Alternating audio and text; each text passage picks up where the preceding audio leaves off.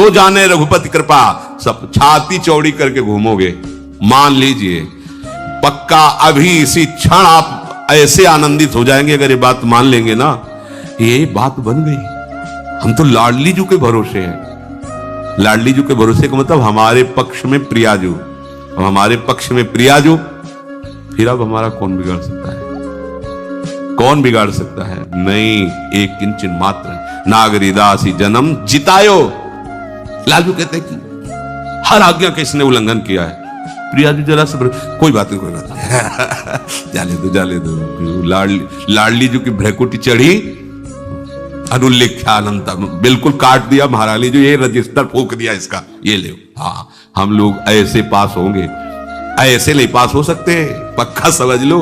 ऐसे ऐसे प्रश्न है जिनका समाधान ही नहीं है, और अगर आप शरणागत हैं तो ऐसे ऐसे नंबर हैं जो प्रश्न के उत्तर लिखने पर आते ही नहीं है, वो केवल उन्हीं के द्वारा दिए जाते हैं। ये मेरा है, अब बोलो क्या? खत्म, सब खत्म। वो बोल देते हैं ठसक से, ये मेरा है, बस खत्म। ये मेरा सेवक है, जैसा मेरे सेवकों का होता है वैसा ही करो। नहीं, आपको तो इसने छोड़ दिया, वैश्या को उसने छोड़ दिया, मैंने थोड़ी छोड़ा, चलो करो। किसकी चलेगी इनके आगे? इसलिए इनके जैसा कोई कृपालु नहीं। अतः उपासक को यह देखना है कि वो प्रभु पर निर्भर है या अन्य किसी पर, ये ध्यान देना चाहिए अंदर से। हाँ, हरि गुरु चरण सेवा अनुसरहु, अर्चन बंदन संतत करहु, दासंतन कर सुख लाओ। हमारा आश्रय तत्व दृढ़ होना चाहिए। अब इस आश्रय तत्व में जितना अहंकार है वो बाधा पहुंचाता है। वो सांप की तरह फन फैला करके दौड़ता है बार बार, जैसे प्रभु नाच नाच करके कालिया के फणों को मर्दन कर दिया, अहंकार चूर कर दिया, ऐसे ही फिर आश्रयदाता हरि नृत्य करते हैं उसके अहंकार पर, चूर चूर कर देते हैं। जो भी कहीं कुछ भी सब मिटिया मेट कर देते हैं। एकदम दैन्यता की मूर्ति वो उपासक हो जाता है, क्योंकि उसको कोई बल ही नहीं। अगर वो कुछ भी सोचे तो क्या सोचे, उसके पास है ही नहीं कुछ प्रभु की सिवा को, तो फिर जैसा जोई जोई प्यारो करे सोई मुझे भावे, क्योंकि उसके पास कुछ है ही नहीं। ऐसा उपासक अभी जीवन मुक्त है, अभी कुछ भी हो, कोई भी हो, कैसा भी हो, अभी जीवन मुक्त है, अभी अंतिम फाइनल उसका अभी इसी क्षण हो गया। बस केवल प्रभु का भरोसा। ये जबान से कहने की बात नहीं है, ये वहां रोक के प्रश्न करें, मैं तो प्रभु के भरोसे हूं। जैसे कल प्रश्न, मैं तो समर्पण किए हूं, फिर हमारा काम क्यों नहीं बना? तो तुम्हारा काम क्या रह गया? तुम रह गए, तुम्हारा काम रह गया। तो समर्पण बकवास को थोड़ी कहते हैं। समर्पण किनका होता है? तन का, मन का, प्राणों का, स्वयं का। तो जब तन मन प्राण स्वयं समर्पित हो गए तो हमारा काम क्या रह गया? अब तो सब वो जाने उनका काम। हमारा काम क्या है वो हमारे, बस इतनी बात दिमाग में रखना। उनका काम क्या है वो देख लेंगे, ये पूरा सब उन्हीं का काम है, वो सब करवा लेंगे जो कुछ जैसे चाहिए। भक्ति योगी को सर्वश्रेष्ठ बताने से सिद्ध हुआ कि जितने योग हैं उनमें पूर्णता में कुछ न कुछ कमी रहती है। संसार संबंध विच्छेद होने से सभी योगी बंधन से सर्वथा मुक्त हो जाते हैं, सभी निर्विकार हो जाते हैं, सभी सुख और शांति आनंद को प्राप्त करते हैं, ये पक्की बात है। परंतु जो प्रभु का अनन्य आश्रय लेकर भजन करता है उसमें और इन सब में अंतर है। इनमें भगवत प्रेम नहीं होता। मुक्त हो जाएंगे, सुख शांति को प्राप्त हो जाएंगे, पर प्रेमी नहीं होंगे। और जो भगवद आश्रित होता है उसको प्रेम, ये सब योगों का श्रेष्ठ योग प्रेम योग है, उसे प्रेम प्राप्त होता है। जैसे उद्धव जी अपने को पूर्ण मानते थे, पर जब प्रेमी गोपी जनों के समीप गए तब उनको अपनी अपूर्णता का बोध हुआ। ऐसे ही जितने भी योग हैं यहां जो वर्णन किया जा रहा है कि वो निर्विकार हैं, वो मुक्त हो जाएंगे, सुख मिलेगी, शांति मिलेगी, आनंद का अखंड अनुभव होगा, सब ठीक है, पर वो प्रेमी नहीं कहे जाएंगे। ये पूर्णता अनन्य भाव से भगवत भजन करने में ही होती है। आगे प्रभु करुणा करके अपनी तरफ से अर्जुन जी को उपदेश कर रहे हैं। मैया आसक्त मनाह पार्थ, ये बहुत अमृतमय वचन है। मैया आसक्त, केवल मेरे में आसक्त, ये बहुत अमृतमय वचन है। प्रभु में आसक्ति ये बड़ी दुर्लभ बात है। अपने कल्याण के लिए योग ज्ञान साधन सब मंगलमय है, लेकिन प्रभु में आसक्ति। इसीलिए हरिवंश महाप्रभु कहते अलम विषय वार्तया नरक कोटि बीभत्सया वृथा श्रुति कथा श्रमो बत विभेमि कैवल्यता परेश भजनोन्मदा यदि सुखादया किम ततः। क्या ये विषय वार्ता तो करोड़ों नरकों से भी गंदी क्यों करते हो, और वेद की वार्ता भी मेरे सामने क्यों, मेरे लिए तो बेकार है। और ये बड़े बड़े महापुरुष ईश्वर की भक्ति में लगे हैं, इनको भी प्रणाम है, मुझे इनसे भी कुछ नहीं। तो आप हो कहां, परंतु मम राधिका पद रसे मनो निमज्जत यू वृंदावन शिव निकश्चन घनाश्चर्या किशोरी मणिस तत्कंकर रसामृतादि परम चित्ते न में रोचते। मुझे और कुछ अच्छा नहीं, बस प्यारी जी की प्रतिपल मुस्कुराहट देखना है, उनको सुख पहुंचाना है। गोरे चरणारविंद की सिवा मुझे कोई मोक्ष परम पदवी कल्याण सब नहीं चाहिए। ये बात, ये सब अपने कल्याण के लिए है, योग ज्ञान वैराग्य। और ये क्या है, ये ऐसी प्रेमावस्था प्रदान करती है भक्ति जिसमें प्रिया प्रीतम के सुख में निमग्न रहना। प्रिया प्रीतम को सुखी देखकर लाल ललना मिली तो ही शिरावत हो। ये है मैया शब्द, केवल मेरे में आसक्त। ये दुर्लभ पद है, दुर्लभ पद, केवल मेरे में आसक्त। कोई तत्व ज्ञान में, कोई योग में, कोई अमुक अमुक अमुक अमुक, किस लिए? परम कल्याण हो जाएगा, सिद्ध हो जाऊंगा, मोक्ष पदवी मिलेगी, दुख निवृत्ति हो जाएगी, इसी में सब। और यहां मैया आसक्त, मुझे कोटि कोटि नरक भोगने पड़े तो परवाह नहीं, पर प्यारे तू हमारे नेत्रों से ओझल मत होना। तुम्हारी मंद मंद मुस्कुराहट हमारे हृदय में, हमारे नेत्रों में बसी रहे। नरक भोगवाओ, कोई बात नहीं, नारके परमे पदे थवा, मुझे इनसे कोई मतलब नहीं। नरक स्वर्ग अपवर्ग आस नहीं त्रास है, परमार्थ व्यवहार बनो कि ना बनो, सुख दुख भुगते दे, कोई परवाह नहीं। ये देखो, ये है मैया आसक्त, मेरे में आसक्त। मय्यासक्त मनाः पार्थ योगम युञ्जन मदाश्रयः असंशयम समग्रम माम यथा ज्ञास्यसि तच्छृणु। मेरे में आसक्त मन वाला और सिर्फ मेरे ही आश्रित, ये खास बात है। केवल भगवद आश्रय, यहां चूक हो जाती, केवल में चूक हो जाती। आश्रय तो लिए प्रभु का, लेकिन भगवद आश्रय लिए हैं अपने सुख साधन के लिए, और वो भी अनन्य भाव से नहीं लिए। मांगना भी अच्छा है, हम कहते हैं बच्चा बन के मांगो, स्वामी बन के नहीं। पैसा कर दो, इतने लाख का भोग लगा देंगे, ये कौन बोल रहा है? नहीं, बच्चा बन के, जिससे बच्चा मां से कहता क्या कि हम तुम्हें एक साड़ी ला के देंगे, तुम हमारा काजल लगा दो ठीक से, ऐसा कहता है क्या?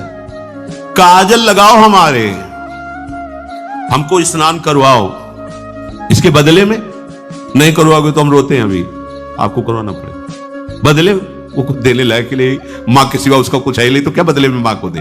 कभी बच्चे ने कहा कि हमें अमुक वस्तु दो तो हम आपको ऐसा ऐसा नहीं, मेरी मां है, ऐसे ही मेरे प्रभु है। अगर उस कोटि का भक्त नहीं बनाऊं तो मांगूंगा अपने प्रभु से, लेकिन लोभ लालच घूस दे के ले, हमारे पास है ही नहीं कुछ, तो दे क्या तो हमें चाहिए।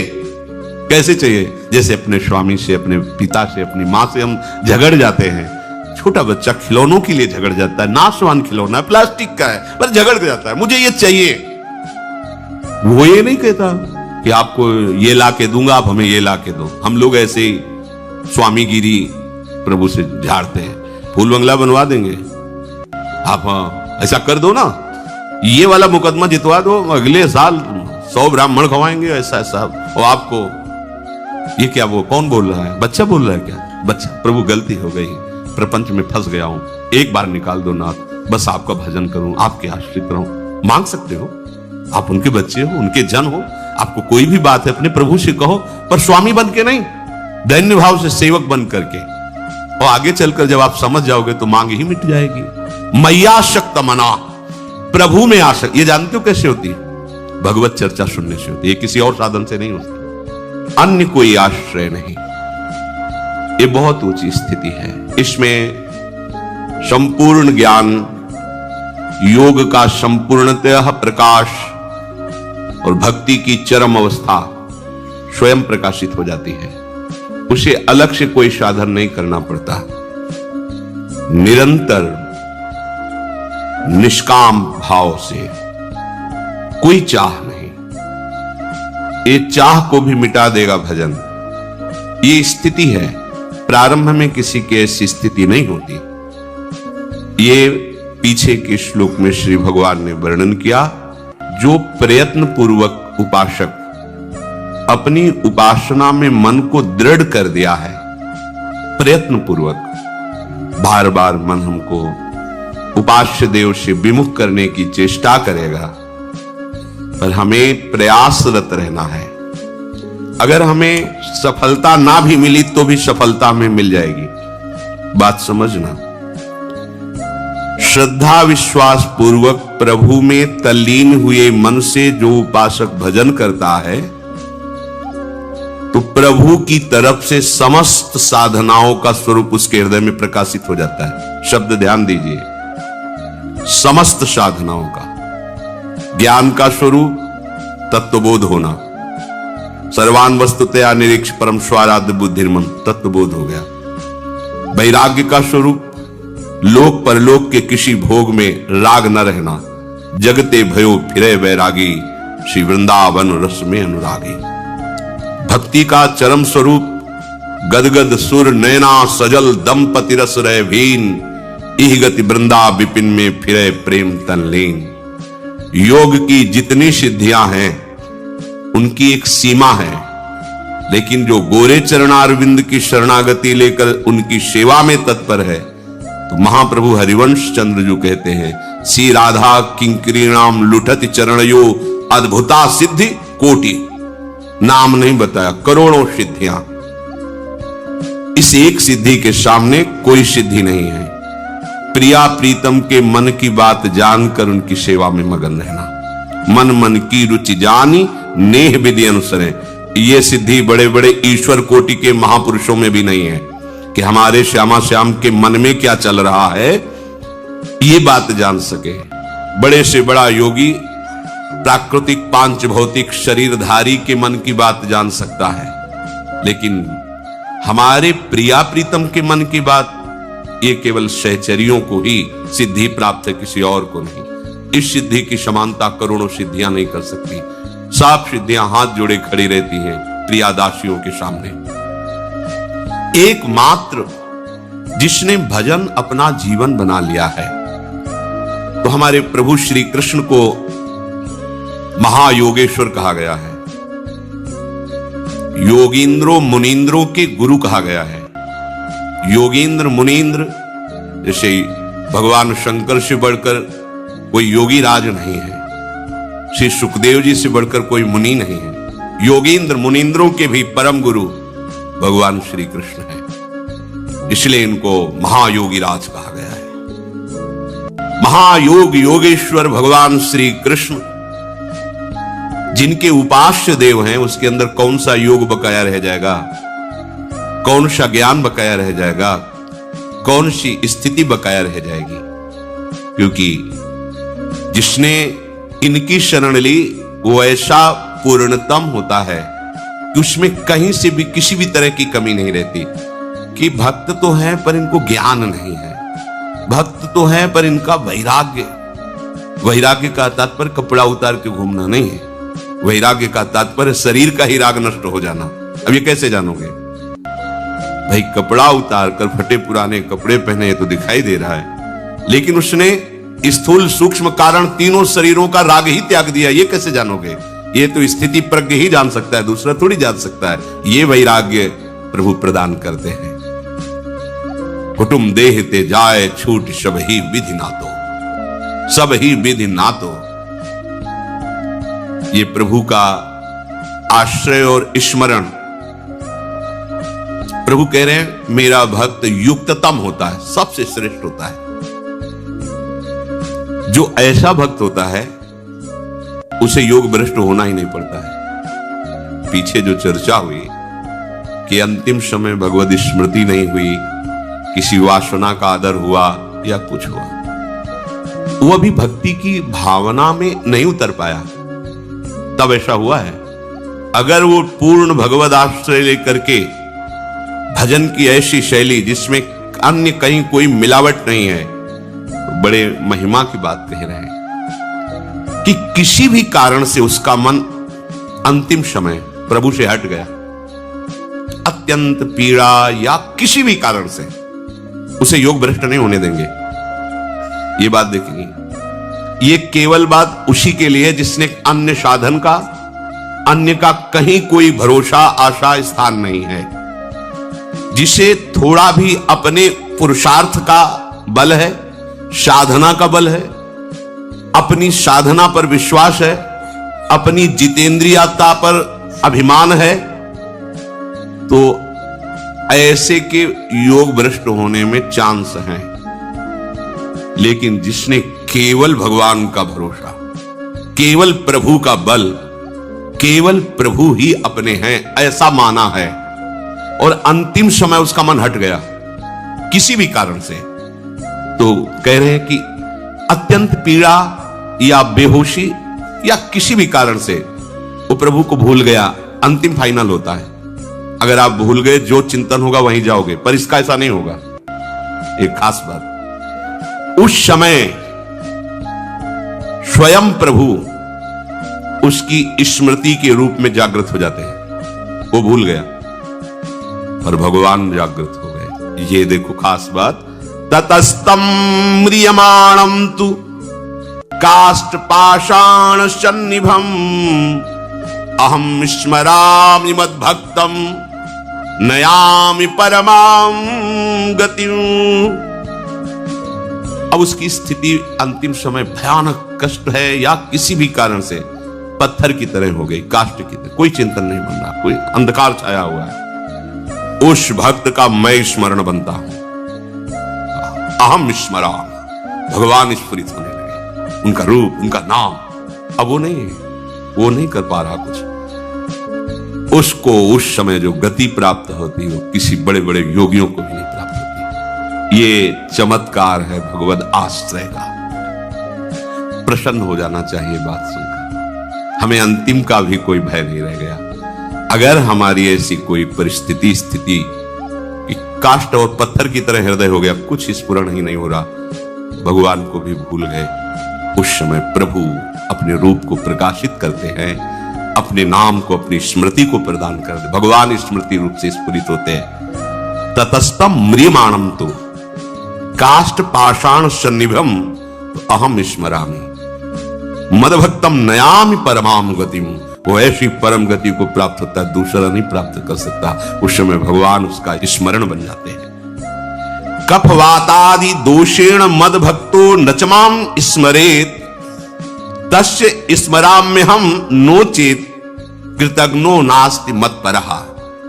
जिसने जीवन भर मेरा आश्रय लेकर के भजन करने का प्रयत्न किया है, वो अंतिम समय कफ वात आदि के बढ़ जाने से वो मेरा स्मरण मृत्यु के समय नहीं कर पा रहा है, तो मैं स्वयं उसका स्मरण करता हूं। मैं स्वयं उसकी स्मृति के रूप में जागृत हो जाता हूं। यदि मैं ऐसा ना करूं तो मेरे से बढ़कर कृतज्ञ कोई नहीं हो सकता, क्योंकि उसने मेरा आश्रय लिया है। बात बन गई।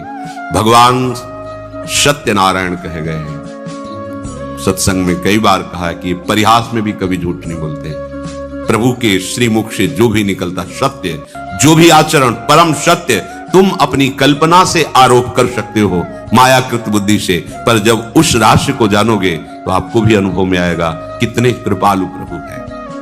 ये बात बहुत आनंद प्रदान करने वाली है कि हम हो सकता है किसी भी परिस्थिति में उनको भूल जाए, हो सकता है, दुरंत माया है। प्रभु कह रहे कि मैं बड़ा कृतज्ञ होऊंगा, दोषी माना जाऊंगा कि मेरा होते हुए उसकी दुर्गति हो। पीछे जो चर्चाएं हुई, भजन है भगवान का, पर भरोसा अपने साधन का है। खास बात समझना, इसके ऊपर वर्णन किया है। जिसको थोड़ा भी अपने बल का भरोसा है, अपने पुरुषार्थ का, साधना का, जितेंद्रियता का, सदाचार का, मैं बड़ा तपस्वी हूं, मैं ज्ञानी हूं, मैं ध्यानी हूं, मैं भजनानंदी हूं, है भजन, पर अपना थोड़ा सा बल लिए हुए, ये चूक हो जाएगी, योग भ्रष्ट हो जाएगा। अगर योग भ्रष्ट होता है तो अगला जन्म होगा। लेकिन जिसने केवल प्रभु का सहारा लिया है,